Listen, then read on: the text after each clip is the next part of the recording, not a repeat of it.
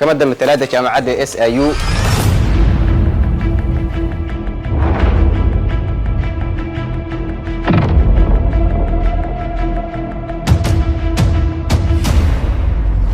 إذا سنة جامع أحمد راقي إنا عبادة قاسم عبد الله كل شيء دقمتها كاران قبل كبنادر دقن بيضاو كحنا حبسك دحاء حمر سو استاك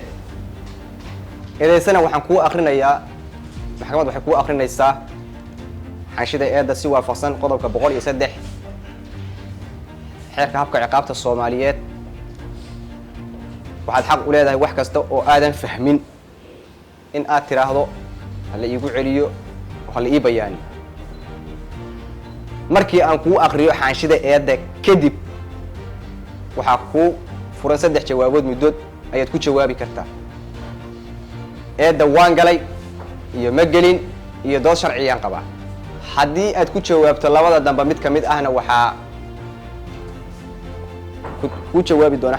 qareenadaada ayaa kaaga jawaabi doona haddana waxaad dhegaysataa xaanshida eeda ayaa maxkamaddu ku aqrinaysaa eedaysane jaamac axmed raagi waxaa lagugu eedaynayaa si waafaqsan qodobka 434 waxaa xafiiska xeerlinta kugu eedaynayaa dil kas ah si waafaqsan qodobka 404 waxaa dil bareer ah u geysatay muwaadin marxuum sheekh Cabbaas Aways Culusow 75 jir ah taariikhdu markay ahayd 16 bishii 6 2024 dilkaas oo aad u adeegsatay bastoolad nooceedu yahay Biljam taas oo aad u isticmaali jirtay in aad ku dhacdo dadweynaha kadib markii uu marxuumku ka mid noqday dadkii aad dhacaysay telefoonkiisina aad ka qaadatay kadibna uu ku garanayay sida daraadeed aad ka baqday in aad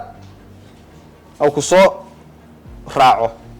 أما أو ديب كو دعويو سيدا درتد أدود الشيء سيدا كلا حافظك حرية وحقوقه إيدينا يا إيدا كو حسن قضبك أفر بقولي أفرتن حيرك عقابته صوماليات ولا لا أخريي قضبك صدن إيا السقال فقرة دي سياسة دحات إن أدود جيستي داوع لبويل أو لي مرحوم لنا سعني وقت قاس لبدا زميل أو كلا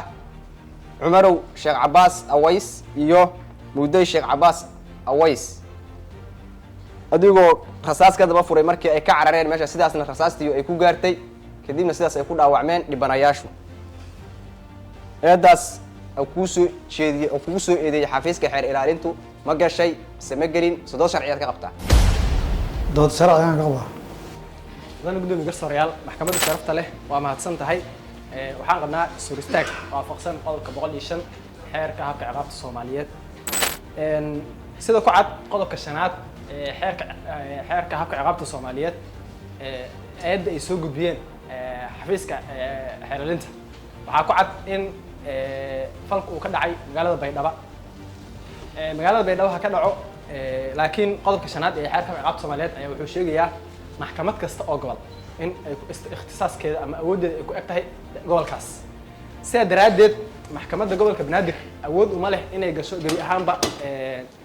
maxkamaddu awood uma leh inay gasho kiiskan sababtoo ah waxa goobta uu falku ka dhacay maxkamadda gobolka Bay ayaa awood u leh inay gasho sida daraadeed waxaan suurtaag ku sameynaynaa awoodda maxkamaddu ay u leedahay maxkamaddan ay u leedahay inay gasho kiiskan maxkamaddu حافظك حير إلى أنت محاد كجت جواب إنسان دفاع سرتاج قرية النظر قولك بقول إيش حركة عقاب الصومالية مدن قدومي قرصوري المحكمة شرفت له سرتاج قرية النظر كانين أنا هذا احترامي يا قرية كل شيء كريه قدر جديدة لكن قدر كبناينا يموه لين بعمل يعني المحكمة الثراء الدلك وحكسوا بحي تحرع لا هي مأساة حاجة كنتني أفر لا بكون أفر يلا واتن تحرعس أو اختصاصك قرينة كدودة يعني كيس كمان إن مقالة بيدبا لو قاعدة إليه اختصاص أهم محكمة سرح كسوري كيس كي مقالة بيدبا بحول سوري كيس مقالة المنتشو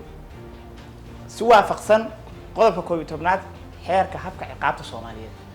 سادرتد is-hortaaga qareenadu ay keeneen marnaba sharci ahaan iyo caqli ahaan toona u socon maayo maxkamadda aad ay u mahadsan